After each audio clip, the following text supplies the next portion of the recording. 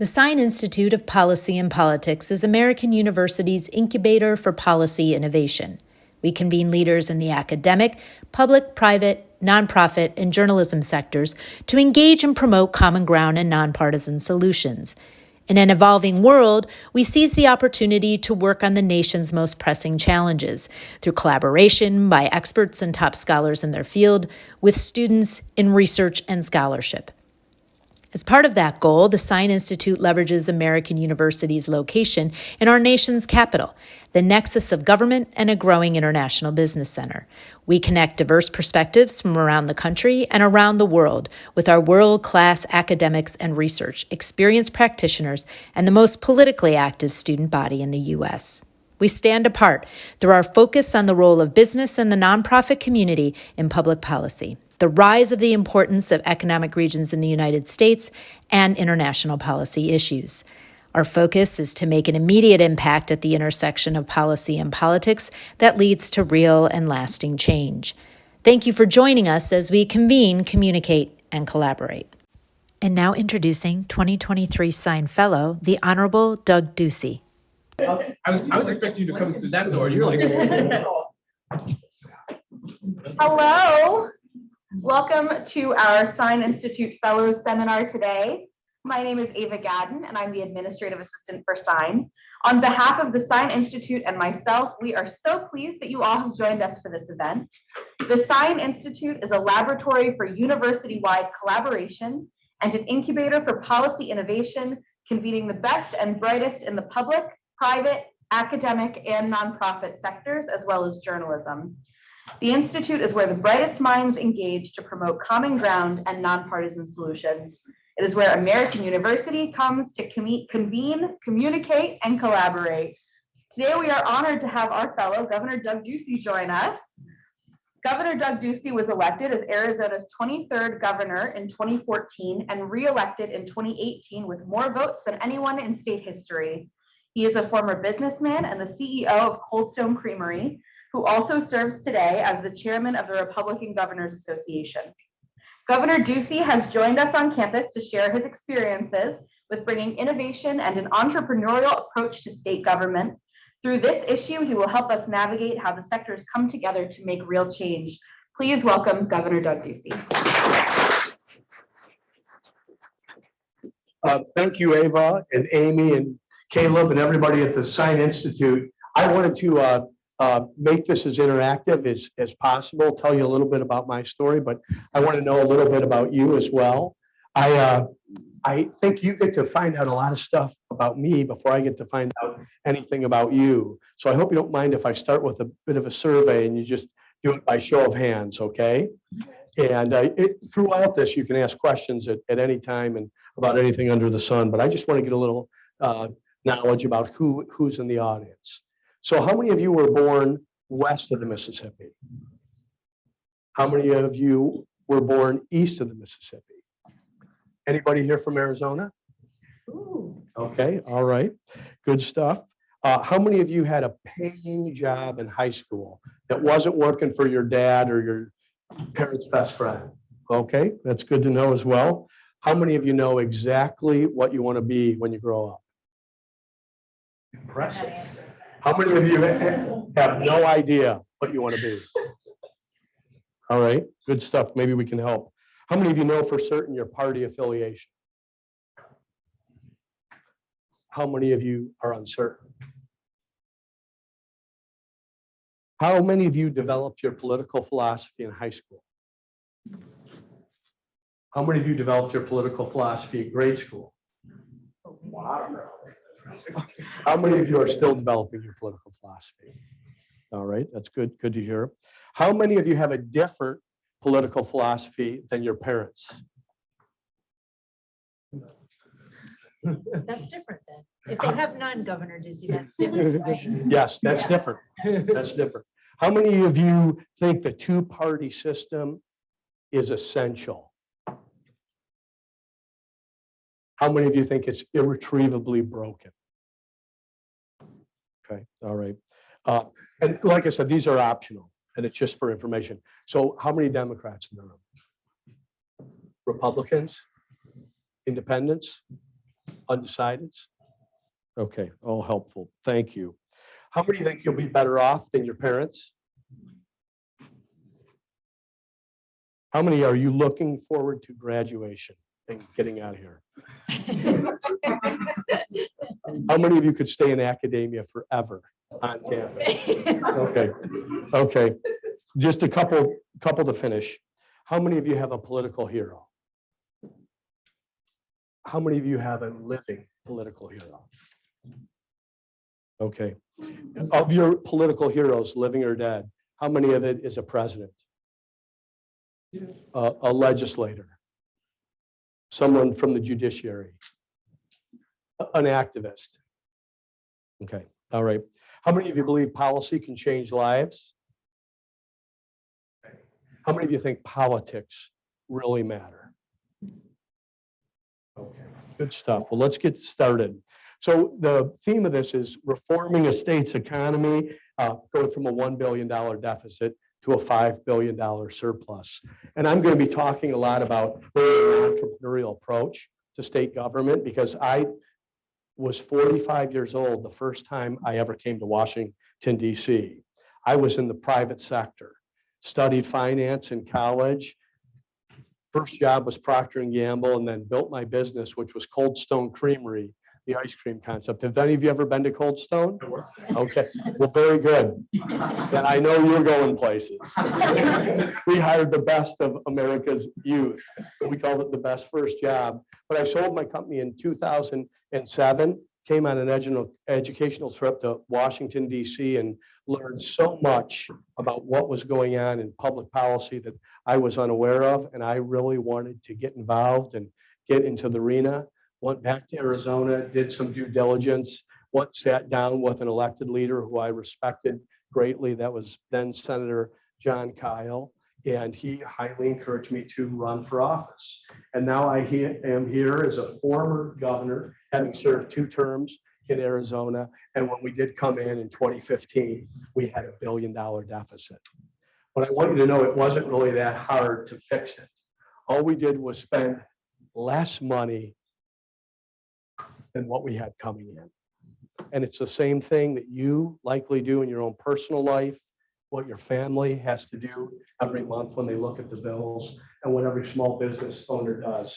So I took some lessons that I learned from the private sector.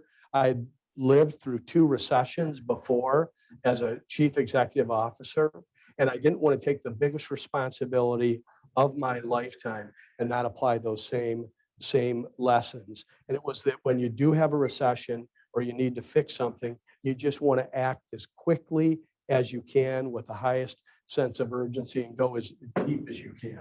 So we were able to balance that budget. Now, it's not just up to the governor when you have a deficit like that. You have to get the legislature on board. And really, it's difficult in any environment to make those decisions and tighten the belt and make those cuts. And I still remember one of the Republican state legislators coming into my office, and he was crying. And he said, I can't make these cuts. I can't be this severe on the budget. And in Arizona, there's something called the yellow sheet. That's kind of the local rag that reports on everything that happens at the Capitol level. And anything that's said about anybody is reported in the yellow sheet. So I said to the legislator, you know how when you say something about me, it always gets back to the governor? He said, of course. I said, well, then I just want to give you the way to handle this. Just blame me on this budget. This is what I ran on. This is our first year. Revenues will be better next year. And if they're not, we'll be happy we made these tough decisions this year. So we were able to get through that and really balance that $1 billion deficit on about a $9 billion budget. So it was painful to do. And sure enough, our economy did come back. And the way that we have a $5 billion surplus today is that we have so many people moving into Arizona, so many companies being created. I ran on a platform of getting our income tax as close to zero as possible. Every time we lowered taxes, we've received more taxpayers into the state. There really is an exodus from the state of California today. I referred to Arizona as Chicago's favorite suburb because 70% plus of the adults in Arizona were born somewhere else. So it's a very welcoming and inviting place. There's no status quo or establishment or good old boys club. It's a place where you can go and run for governor and be successful the first time out, build a business or anything under the sun. So I want to make this interactive and answer your questions about the policies that we put in place to get this done, or the roadmap that we had to navigate to do it, or the politics of actually making some of these decisions. You don't become more popular when you balance the budget. Everybody talks about it, but you do take a hit on doing some of these things. And I think because you have 4 years as a term, you want to do the right thing every year. But if you can think through, how you could stage things if you were to be successful, knowing everything you want to do is going to be more difficult than you think it will be, that you can have more success in the office. And I think much more like a chief executive. When I went to meet with Senator Kyle and said I'd really like to get involved, there were some things I didn't like that were happening in the state of Arizona. He asked me, do you know if you have a legislative or an executive personality? And I knew immediately that I had an executive personality. So he said, don't run for the legislature, don't run for Congress, you should run for governor.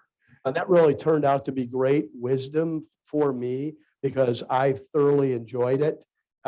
Almost every moment of it. I mean, there's always bad days in any term, but I think that idea of being the chief executive officer, setting the direction, charting the course, picking the people, and making those tough decisions or directional decisions were something that came very natural to my skill set that I developed for 25 plus years before I ran for office. And one thing, I don't know if there's any aspiring governors or senators or congressmen or state legislators in the room. I always, one of the real gifts of being the governor is you get to meet so many talented young people and work with them every day. And usually they're the people that really excel at academics, are involved on campus, and know a lot more about policy as a college person than many adults have learned. And if they do want to run for office, I always encourage them to go out and do something else first. I mean, the skill isn't really in winning the election and re-election. The skill is what you do once you are elected. So my encouragement was to build a business, turn a school around, join the military, but have some subject matter expertise when you do show up in a room and say, I'm running for office. So any questions on how we reform the state's budget? And if you'll just give me your first name and what you're studying and where you're from. Hi, my name is Peyton. I'm originally from Southwest Florida. I'm double majoring here at AU in our interdisciplinary studies program called CLEG, which stands for Communications, Law, Economics, and Government, with a double major in public relations. Good for you, Peyton. Thank you so much. My question for you is, how did the background in the private sector set you up, either better or worse, I guess, in balancing the budget? Obviously, budgeting is a big part of the private sector, and balancing a budget, making sure you're not overspending.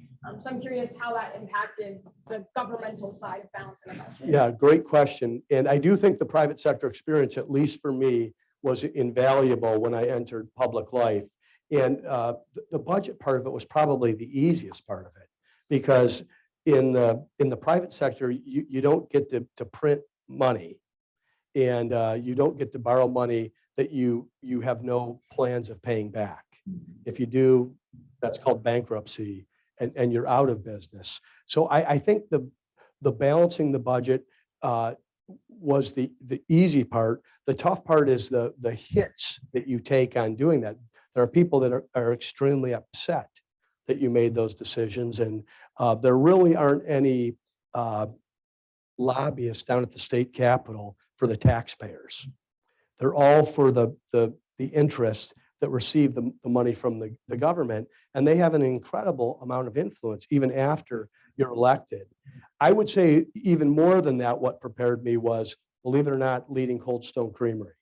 Okay, when you're selling ice cream, you want to sell. We had a daily purpose of, we want to sell as much ice cream to as many people to make our franchisees as successful as possible in every location.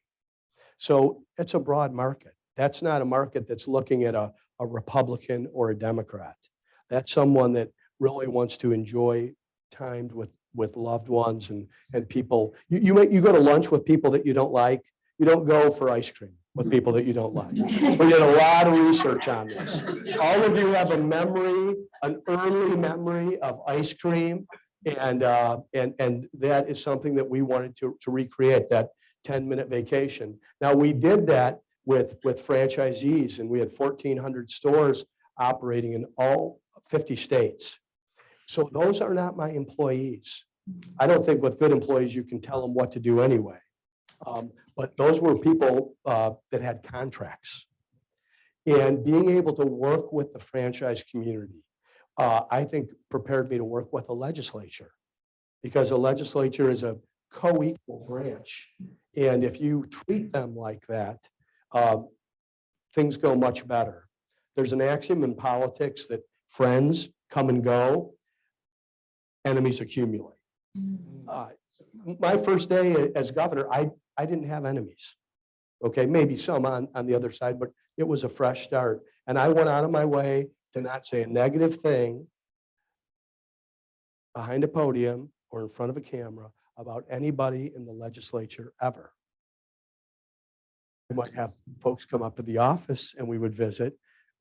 My chief of staff might have communication, but to think that we were able to go 8 full years and have our most successful sessions in the 7th and 8th year was that training, working with the franchise community and really trying to play the long game. So I think that's much more where my private sector experience came in, was that ability to work with others and build coalitions and persuade. I mean, at the end of the day, any leader in our system has got to be in the persuasion business. In Arizona, a little over a third of registered voters are Republican. A little less than a third of registered voters are Democrats. 1/3 of registered voters are independents. If you win in Arizona, it's because you won independence. Yes. Charles Simon, majoring in political science here at American University. I'm a big fan of your approach as the government being sort of a vessel of entrepreneurship. But I have a couple of questions concerning the effects of your policies.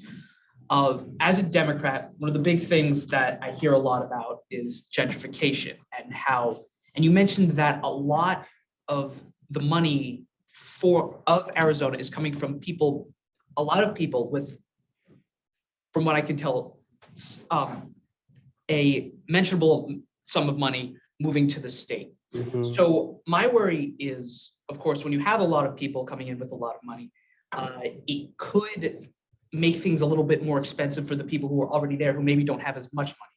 So my question to you is, in your policy, did you encounter any form of gentrification? And if so, what were the effects? And if they were negative, how did you react to them? So Charles, it's an important question. It's one in terms of gentrification that's handled much more at the city level and the municipal level. Yeah, I didn't encounter that at the state level. And one thing I'd like to say, just so that we understand the agenda that I put forward for the last 8 years, I don't see the government as a vessel of entrepreneurship. If anything, I don't think the government should really be entrepreneurial, because entrepreneurs take risks with their money and other people's money. I think part of the reason why I am a conservative is I believe we should do what's tried and true, what we know to work. And then I do think there are things, best practices and things that we can do from a policy perspective that can help improve the lives of a growing number of people. And I've read a lot and heard a lot about the gentrification process. Actually today, believe it or not, Valentine's Day is Arizona's birthday. And we are the youngest state in the lower 48. So there's not a lot of gentrification projects in Arizona. But what I've seen in other cities is it seems that it can improve certain parts of a large metropolitan area, but it can also displace many people that are in need of services and need to be able to climb the economic ladder and provide opportunities. So it's a debate that would probably be better for Mayor de Blasio or someone else who has dealt with some of those issues. Like I said, there are small pockets in Arizona where that's discussed, but we are still such a young place from an architectural and neighborhood type standpoint. If anything, we're still expanding out into the east and west valleys. Thank you so much. Yes. Yeah, my name's Anshul Shukla. I'm from Southeast Pennsylvania. I'm also a tech major. My question for you is, obviously right now in Congress, there's a debate over the budget and reducing the deficit. So what would you say, what methods would you advise Congress to take up to possibly lower the deficit? I wish that Congress would have this discussion in a serious way. They haven't for a long, long time. We are blessed, I believe, to live in this country with a dynamic and growing economy. And a growing economy puts you in a position to make some of the reckless, stupid decisions Congress has made over the last 250 years. But it is really in the last 30 years that we've seen our debt and our deficit get out of control. And I always try to simplify things for people in situations that I was in, especially when I wanted to move one of my initiatives forward. And I think you see a lot of governors or people that are in elective office, and they almost talk in a condescending way to the voter or over their head, like this is too complex for you to understand, or you haven't been part of the committee. And I don't really think that's true. I can simplify a state budget for you right now.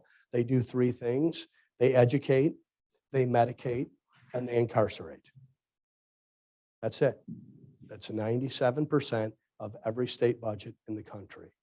You can simplify the federal government's budget to a certain degree as well. But the only way to really attack it is through headcount, is through buildings, and through real estate. There are certain commitments that have been made to people around the country, and they're counting on them. I'd like to see us be more financially responsible, but I think the crux of the problem is it always gets down to solving the issue in some unrealistic time frame. If we could just get the debt going in the other direction, rather than increasing, if we were to get it to reducing, even in a minimal way, those are all things that will make, from an actuarial position, make huge differences in terms of where we are. But you would need both parties to come together on some of these things. I mean, Social Security and Medicare are things that seniors have organized their lives around. And it's wrong, and it's always dangerous to be talking about any of that in the short term. At the same time, I think that you will want to make certain that those types of services are there for you when you're coming up on the last third of your life. So I do think there's a way that it can be done. We have gotten away for so long with so many irresponsible spending decisions. I think it's very hard on either side of the aisle to make the case for reform, but I do think it requires leadership, and it's necessary, because once that gets where it's unsustainable, or we've seen these rising interest rates. I mean, you've grown up in a world of near zero interest rates. And I think people come to expect that. I purchased my first house at 12% and actually bought that down to 10% with something called private mortgage insurance, which I don't think even exists today. So it shows you how these markets can change. But the debt was much less in those days. I think a little over $5 trillion. And we've even seen, modern presidents that have had balanced budgets. Yes. Hello, my name is Dean. I'm from Central New Jersey. I'm studying political science. And my question is when you're cutting a budget, usually like when you pass spending bills, you get people to vote for them by incentivizing them and people in their district. How do you convince legislators to vote to cut a budget when they could be losing things in their districts? So this is a very timely question of how do you get someone to vote for something that's not something they can go and stand in front of their legislative district and act like they scored 2 points and say that this is what's in it for you. And that's why I used that line from the yellow sheet that you should blame me, that I want to own this budget. And I think I only had that opportunity in my first year to do that.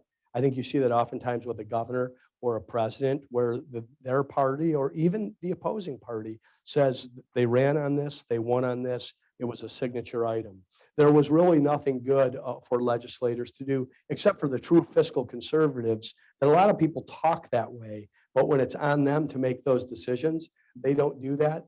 I did that because I think it's the role of the governor. There's no constitutional amendment in Arizona or requirement that we did balance the budget. I just knew it was possible. And I also knew that once we got our arms around that, we could have a much better budgeting process going forward. I was counting on a number of things. One, that the economy would improve, and two, that our tax base would grow. And I think if you look around the nation, I'd be happy to have this debate with other opposing governors. I do think Americans are voting with their feet.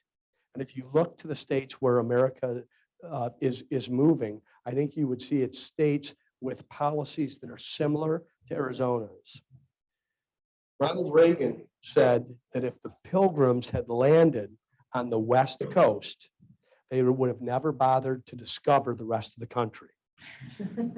Yet today there is an exodus from the Golden State, and those folks are coming to places like Arizona, Texas, Tennessee, and Florida. Thank you. Yes.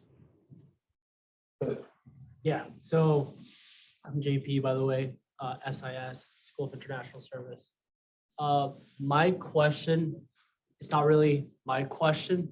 It's from like an Arizonan friend who saw that I posted on Instagram promotion for this event. And he was like, ask him this question. Oh, thanks, JP. Yeah. So, I know who that guy is. yeah. So he comes from the right. With his comment was, ask him about immigration. Sure. Of course, which is now like a very important issue. For the right, it's one of the ones in which Biden ranks the least popular. So what role do you think reducing legal or illegal immigration has on the economy? And do you think Arizona, when you were governor, did enough to reduce illegal immigration? So first, I want to say it's a very fair question, but I want to give some caveats here, okay? First is that I think that many of the folks that are the social media warriors conflate immigration and border security. And I see them as two separate and mutually exclusive ideas. When I ran for office, when I was thinking of running for office, I wanted to go around and talk to some governors that I admired or that I thought that I could connect with. And I went and visited with Mitch Daniels in Indiana. He had been two-term governor there, and he was then the president of Purdue. And he said, what are the three biggest issues in Arizona? And I said, the economy, education, and the border. And he laughed and said, well, the border is not much of an issue in Indiana. That was 2014. In 2016, Donald Trump ran for president, and he made the border a national issue. And there was a lot of policy applied to the border. And there was a lot more of what you would call border security.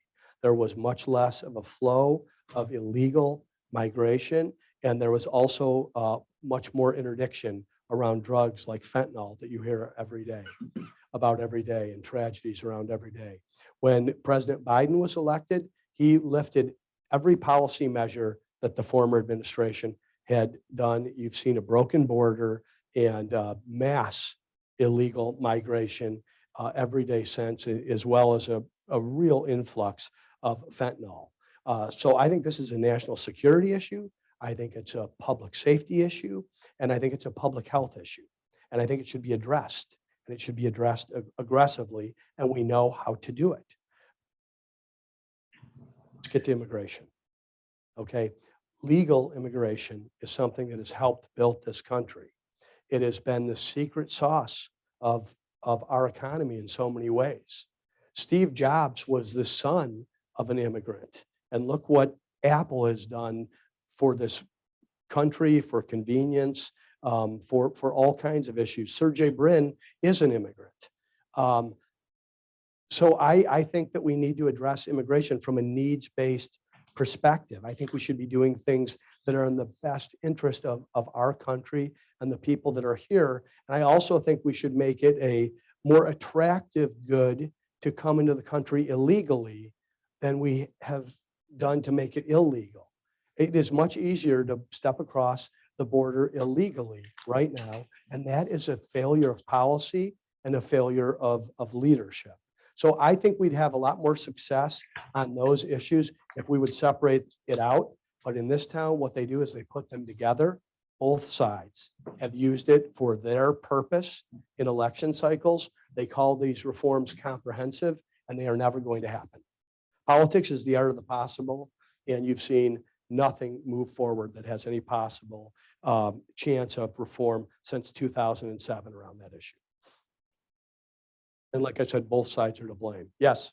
Hi, my name is Inez. I go to Willamette University from Salem, Oregon. I'm a double political science and history major. And my interest actually lies in the pursuit of genocide studies. I'm here with Washington's master program, interning with the think tank Millennium Project. Regardless, I wanted to ask you about your opinion on modern monetary theory, which has become incredibly popular. You talked a bit about how your experience in the private sector really aided you in balancing the budget in Arizona, but I think a lot of people who subscribe to MMT would argue that the way in which you actually govern finances from a state perspective is far different from the monetary theory that you should be applying to the private sector. So I'm wondering what your opinion is about MMT, whether or not that can be applied to our current economic issues on a federal and state level, and whether what you see in the private sector is actually really different from what you see governing. So I want to answer this very timely question around MMT, and I want to clean up just one final statement on this. I do think that those issues are solvable. I think that you saw a border security that would have put us in a position for immigration reform. But I think there's a step one and then a step two. So I think you know who was successful at step one. And every small business owner in Arizona is open-minded to step two. So you are seeing the art of the possible. And now we're coming to your question on modern monetary theory. How many of you know what that is and could explain it? Okay. I'm going to resist the temptation to try to explain it, but I'm going to say I am not a fan of it. And I think it is, I think it will not work in the long term, but I think much of our political class has given a lot of energy to why wouldn't it work? Because so many of the decisions and behaviors have been as if you could print and borrow every dollar that was necessary or needed. And we haven't been in this type of fiscal situation before as a nation, except at a time like World War II or in those kinds of situations. And we have no comparisons of other great nations that have been able to do anything like that and be successful. So I do think we have certain laws of mathematics, arithmetic, and the dismal science of economics. And to me, knowing that those are the tried and true, and that it's better to have responsibility in terms of how you manage finances going forward. We're fortunate. When COVID hit here, I said I loved being governor all 8 years. Nearly all 8 years. Well, I wouldn't point to the COVID days. Okay, those were a real challenge on many fronts. But in our country, for the people that were displaced, we were able to send out record levels of resources so that no one, to the best of government's ability, fell through the cracks. That's only something a great nation can do. That's only something a nation that has the reserve currency. That's only something a nation that has a dynamic and growing economy can do.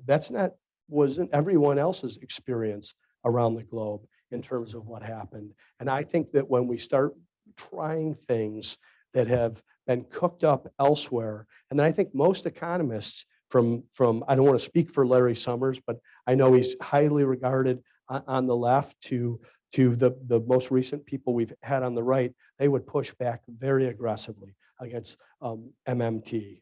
So why would we risk what we have right now with something that is really just an unproven idea? and incredibly irresponsible long-term.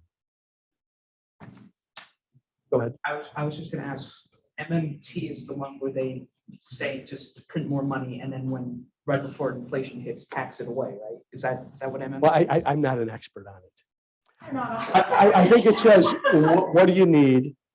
What do you need to have the utopian government and country that you would like? So, and then let's print that money. And but like I said, Google it. I'm not here as an advocate. Yes, Amy. Okay, I didn't know if you did it, but first, so I'm Amy Ducey, I'm the executive director of the Sine Institute. I have a two-part question. Yes. You were governor and put together the recent package around, certainly because you hosted the Super Bowl. Yes. So my first part of the question is, who did you root for, and was Rihanna's halftime really as spectacular as everybody said in person? So that's a big question. But the second part, the real serious part is, what do some of the, are those a net gain for like either the city of Phoenix or the state of Arizona? Or when you're talking about budget, can they be a drain on some of the parts of the budget like security and whatnot? So especially when, you know, a lot of states and cities are looking for a big boost with like, you know, one kind of big event. How does that affect a state like yours, who's probably because of the conditions asked to do a lot of those? So fun question. We did just host the Super Bowl in Arizona. It was our fourth Super Bowl. We were very proud to host it. We worked very hard at getting those mega events. I think we're a state that's tried harder because that naturally goes to places like the coast and Los Angeles. And we do believe that can bring economic development. I was fortunate to have Michael Bidwell, who's the owner of the Cardinals. That's important to him as well. He's also a newcomer, relatively speaking, to Arizona, didn't grow up there. So we partnered. I was actually able to go to an owners meeting and make the pitch. It's up to the people that own the NFL franchises. It's very competitive. Almost any state would love to have a Super Bowl. And it is a net positive. I mean, I think it's a nearly $1 billion of additional economic activity. Also for us, I'm someone who believes in growth. I think a state is either growing and thriving or it's declining. So I think this is a great way to show off our state and to showcase our state. And that's why in almost every economic development setting, I showed up in that room, and I'm very comfortable talking with a CEO or a decision maker or a delegation from another state. I oftentimes don't know what motivates a state legislator. And I've had plenty of meetings like that in my office, but I know what incents a business person and what's important to them. So I think that is a real positive. And I think the state really shined during the Super Bowl. I was disappointed. I was rooting for the Eagles, but I really wanted the Bengals in there. And so we've seen the Chiefs benefit now from two bad calls in the final minute of the game. So, but good for them. I think certainly a lot of talent. Patrick Mahomes is incredible, and everybody loves Andy Reid. Anybody else? How do you believe that conditions like lower water in the Colorado River and drought are going to impact the economy in the future as more people move to Arizona and put more strain on those water resources? Critical question, and the question is around water. Water is, of course, the most important natural resource to any of our states and to life anywhere in the world. You can already tell, or always tell, how important water is, or how much an issue water is in a place by the water pressure in the shower. And so many of our states have an incredible amount of precipitation, and we're in the desert Southwest in Arizona. Nobody is better in the United States at water than the state of Arizona.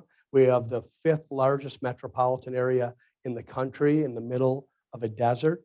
We use less water in Arizona today than we did in 1957, if you can get your head around that, with 20 times the economy and 6 times the population. And I won't be exactly accurate on these numbers, but I'm much closer to right than wrong. Phoenix is in Maricopa County, which is about 65% of the state. Tucson is in Pima County, which is about 15% of the state. So that's 80% of the state in those two cities. They use around 12% of the water. So most of the water is used in agriculture, which we value in Arizona and take a lot of pride in. And we've tried to make our decisions so that we can grow both the urban core with high-tech, high-paying jobs and respect our rural lifestyle and the people that feed the country and feed the rest of the world. There is one place in the world that's better at water than Arizona, and that's Israel. Their borders also are a little more hostile than Arizona's, and they've applied certain technologies like drip irrigation, which can change the world in terms of agricultural use. And another technology that they use, which is a deal that we completed before I left office, and I'm hoping that my successor will bring to life, is desalination. And if you can use desalination in a positive way, you can augment the water supply, it continue to grow as a state, and not have anyone displaced for a lack of abundance. Yes. Hi, everyone. I'm Connie. I'm a political science major. Excuse me. Thank you so much for speaking with us today, Governor Ducey. My question for you, I admire the distinction you're making between the idea of being Republican and the idea of being a conservative. But I don't think that necessarily being conservative means that you're not looking for your state's progress, right? So in lieu of using the word progress, I'd like to use the word that you just used, which is growth. That the state is not growing and thriving, that they're kind of struggling. So I guess I'm wondering, in your opinion, what does that path of growth look like for Arizona and at large for the country? So I think that's a great question that touches on both policy and politics. And I am a conservative. I'm just not angry about it. And I first heard Bill Lee say that in Tennessee, and it just really stuck. And I think it's more of a different worldview of myself thinking that the best ideas are here in the room, and the best ideas are out in the community and not necessarily in state government. And when I talk about growth as a conservative, it's a real belief in free enterprise and in the market system and the initiative of entrepreneurs to bring their ideas to market. I always get a kick every couple of years where people run for office and they talk about the jobs that they are going to create. And the reason I get a kick out of it is that I came from the private sector, and people in elective office don't create jobs. But what governors can do is create an environment in which jobs can be created.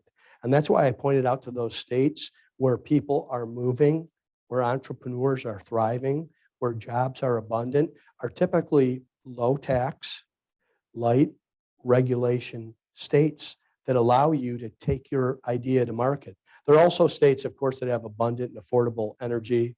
They have a good education system.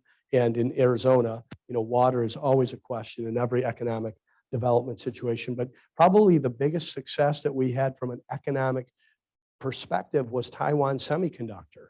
One of the most important companies in the world, could have located anywhere in the world and certainly located anywhere in this country, chose Arizona over any other state because of that package that we had. So I think a conservative can sometimes be confused with somebody who wants to stunt things. I see it as a more limited role for the government and making the citizen larger and having government do what it can be effective at. Yes. Sorry, I know I've already spoken like 3 times already. My question for you is, in this new environment that you've helped create, what do you think is the most profitable sector of business to go into if you were moving into Arizona or starting a business or getting a job there? Mhm. Like which part of Arizona, what sort of business or what sector of business would be the most profitable for an entrepreneur or someone looking for a job in Arizona? So Charles's question is, what sector of business is most profitable. And that's hard for me to say because I don't know your background or your skill set. I'm someone who's very agnostic on business sectors. I don't think that the government or governors should make those decisions. It wasn't that long ago that Arizona was known for construction and call centers. And God bless those jobs. I mean, that I think there's dignity in all that work. But today, we've got every high-tech, high-paying job available in the state of Arizona. So if you're a software engineer here, and that's the field that you want to go in, that job is available for you as well. And I think a great place to live really has all of the above in terms of opportunities, especially in a large metropolitan area. That's what makes some of our American cities so great. It's all those different options. I do think the semiconductor space is going to change everything. It's before my birth, electricity was the thing that changed the country's economy to such a dramatic degree. During my lifetime, it was the internet. And part of the reason coming out of COVID, our supply chain was so slow was a lack of semiconductors. These are in your phones, they're in your cars, they're in your dishwasher and your kitchen appliances. They really do connect the internet of things. We've got the most powerful or highly skilled company in the world coming in Arizona on top of a great American company like Intel. So those are things that are going to continue to transform the economy. And but like I said, if you have an entrepreneurial spirit, there's plenty of ways to get involved in the marketplace from a restaurant, which is basically the industry I was in, to some of these jobs that people coming out of the computer science, coding, and engineering classes are taking on. Thank you. Yes. Just a quick question with a sub question. As state treasurer, what do you think was harder to kind of balance a budget and invest as state treasurer, as a governor? And do you think your initiatives as state treasurer made it easier for you to work with the budget when you were governor? So part of the reason I ran for state treasurer is there was no opening in the governor's office. We had a sitting governor from our party. The treasurer's office opened, and I had a really good advisor who I wasn't listening to at the time, who said you should run for treasurer. And I was of a different mindset that no, I'm going to run for governor. And he said, well, that's the problem with you business people, is you think that you know something over here and you can automatically apply it over there. But there's a learning curve to government. And you could run for that office. You could see what it's like to be a candidate and run a campaign. You could see if you liked it and if you were effective at it. And it was very good advice because I learned a lot. I didn't know anybody down at the state capitol, and I didn't know the people that were involved in politics. I'm fortunate that I had some of the best people possible working inside my campaign and the administration. But there's also, there's a lot of trap doors and quicksand on the way to elective office. And state treasurer really doesn't have much to do with balancing the budget, except that you are you can be a voice for good ideas. And that's what I chose to embrace. But I did learn a lot about the state budget. And when I ran for governor, I was in the sense a subject matter expert on the budget. And the definition of subject matter expert, especially with some of the great policy people that you get to work with, is that it means you know more about the budget than anyone you're talking to in the room. But they really can go deep on that. But I do think I also ran against something called Proposition 204. When I got involved, we have an initiative process in Arizona. So that means it's an anomaly of our Constitution. If you can get enough signatures, you can put whatever you want on the ballot, okay, including changing the state's constitution. So somebody was putting a tax increase on the ballot. It was a 1 cent sales tax increase, as they like to frame it. It was unnecessary. I didn't think it was needed. And I got involved to be the voice against it. It didn't look like it could be defeated when I got involved. We were 11 weeks out and we were able to flip and win that and stop the sales tax increase. And so that also gave me a lot of confidence that, hey, you can get in the public square without a lot of money for television commercials and make the case on what's a good idea or a bad idea and have success. So I brought all of that then to the governor's campaign. So in a sense, it was a low risk way to do a lot of good for the state and prepare myself. I still had to, get in front of the people. I was hoping that I'd be able to clear the field and everyone would see me as the heir apparent in 2014. And when I announced what I thought were, healthy fundraising numbers to begin the year, another 13 people joined the race on the Republican side. So none of those plans were successful. They were just all obstacles to overcome. And we did have a good record in the treasurer's office. I was the first treasurer in the history of Arizona to ever conduct an asset allocation study. And we diversified the portfolio and it had record performance over those 4 years. So I felt like I served the citizens well, did my duty, learned a lot. And I would always be a question of speech, but I was a much more successful and confident candidate having had that experience in a constitutional office. Yeah, or I'm sorry, we're going to come here. My name is Jocelyn Parker. I'm with SIS and International Affairs. And my question for you is a bit more personal. During your time as governor, with everything you accomplished, is there one specific accomplishment you were most proud of? And on the flip side, is there anything that you wish you would have been able to make more progress on during your time? Thank you, Jocelyn. I'm always going to be proud of the first law that I signed, and it was the American Civics Act.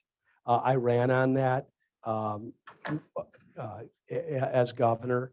I said, if I'm elected governor, our kids are going to know American civics and history. There was a study that came out from the Goldwater Institute that showed less than 50% of our high school kids knew how many branches of government there were, or who fought who in the Civil War, things that were shocking to me. And I was actually trying to reflect on when I learned civics, because I don't remember a civics class. I remember it being a part or a discussion of nearly every class, and certainly our history or social study classes. So Arizona was the first state in the nation to pass the American Civics Act. And it's basically that you take the same civics test that a newly naturalized American citizen takes. And if I passed it out here at American University, I imagine all of you would get a 97 or 98. There are 2 or 3 very tough questions. And believe me, the press asked me these questions to try to stump me when we took it to the legislature. So I'm very proud of that, but I'm also proud of the lowest flat tax in the nation, universal school choice, the way we were able to repair our relationship with Mexico while being a proponent of border security, all of those things. So it'd be like talking to me about, my favorite kid. It depends on the day, but I always like the American Civics Act. Yes. My name is Justin Drachman. I'm from Long Island, New York. And I just had a question regarding more like the business aspect when you were the CEO of Cold Stone. What do you think the #1 skill that you learned running Cold Stone that you applied to running state of Arizona? People selection. It's all about the people. You can be the smartest, most devoted governor or CEO in the world. You make the wrong call on your chief of staff, you're going to be hiring a new chief of staff. I feel very fortunate that I had an incredible extended policy team and senior staff. And then, the staff is there before you get there in the morning. They're there after you leave, oftentimes cleaning up your mess. If not that, they're advancing your agenda for the next day. So there's only so much the elected official can do. To me, people selection is the key. And when you get that right, things really work. And when you get that wrong, you can get infighting, turf wars, leaks, and obstacles that are very difficult to overcome. Who hasn't? Right there. Hi there, my name is Andrew. I was born in Mesa. I live in Massachusetts now. I'm studying political science. Did you grow up in Mesa? We were there for about 5 years. Oh, okay. Okay. So not too much, but I do remember in and out. As governor, he dealt with the COVID-19 pandemic. And that required a lot of collaboration with other states, oftentimes with governors who might not see eye to eye with ideologically. So what kind of steps did you take for interstate collaboration? And how did you overcome some of those initial hurdles to policy when interacting with others? Yeah, excellent question, Andrew. And I think this is really when governors really shine, depending on what policy you agreed with, but governors are collegial and governors are collaborative. And at the end of the day, governors are really competitive. I mean, I always wanted to have something more to talk about, my peers at the RGA.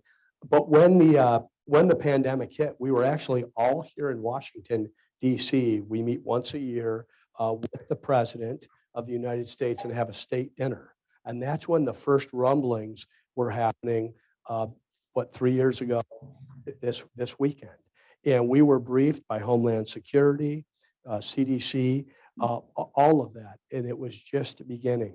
And I do think the governors did a great job. There were dozens of conference calls with all of the governors on them. Larry Hogan of Maryland convened those because he was leading the National Governors Association. Then we would also twice a week do a conference call with Republican governors. And I moderated those because I was leading the Republican Governors Association. And I know, COVID very quickly became politicized. And it was an election year. And of course, it was the first pandemic in 100 years. But I want to tell one quick anecdote that just, I think, demonstrates the advantage of federalism in our country. Charlie Baker is a dear friend, and he was an excellent governor, I believe, of Massachusetts, one of the more popular governors in the country. And he was really in the barrel in February, March, and April. And I'm convening these conference calls probably twice. I think we were having them on Monday and Thursday night, and they go well over an hour each evening. And Charlie called me offline in my office. I still remember where I was standing. And he said, "Thank you so much for hosting these conference calls." He goes, "I just can't believe you're this calm during this time." He said, "I have a question for you. Do you know more people that have died of COVID or more people whose small businesses have been affected?" This is April. I said, "Charlie, I don't know anyone that has COVID. I've got 17,717 contacts in my phone, and I don't know a person." COVID had not yet come to Arizona like it was on the Eastern Seaboard. What Charlie Baker and Phil Murphy and Andrew Cuomo, and I think at the time Gina Raimondo, or the new governor of Rhode Island, were going through was dramatically different than what the Southwest was going through. In Arizona, in June is when it hits 100 degrees and everybody comes inside. And COVID came in mass to Arizona. And it was really those lessons among governors staying out of many of them staying out of the national spotlight. You all know the ones that chose to get into the national spotlight. And I never cast aspersions or pointed fingers at any other governor. I just thought, I'm going to make the best possible decisions for the state of Arizona. I'm not in any competition with any other governor. I can learn from all these other governors, but I've got to listen to the people that are around me, and then I have to make the final decision and own it. And I did take a mindset that I was going to prioritize lives, livelihoods, and individual liberties. And that was the mindset that I took the whole way through. And I think Arizona had the right priorities. So I'm being told that this will be the final question. Is there anybody that hasn't asked a question? That wants to ask a question? JP? Technically, you didn't ask a question. You made a comment, JP. You made a comment. Yeah. It has to be your question now. That's so true. Yeah. Anybody else on social media piping in, JP? My other friend, so my question is actually, I want a sales pitch. I know you said you're agnostic when it comes to, business, but if I were a CEO, let's say ice cream in Florida, which I know it's a very competitive state. I'm from Florida. Why Arizona? Why Arizona versus any other state? Yes. Oh, well, I think we have the best place in the country to live in Arizona. I think we have the wonderful quality of life. like I said, I find it an advantage that there's no good old boys club or establishment or status quo. It's a very entrepreneurial place. No one's going to ask you what your dad does for a living or where you went to school. And it's going to be a place where if you want to get involved, if you want to open a business, if you want to climb the ladder, it's very welcoming to all of that. So I love that. I moved out there from Toledo, Ohio when I was 18. I think it still has a lot of that culture. I think that's the part of the secret sauce of our country. And that, you know, you get to go and adventure. And I think it has a Midwestern work ethic and values, but it has a West Coast vibe and the weather's unbelievable. Ava, I'm going to turn it over to you. Thanks everybody for being here.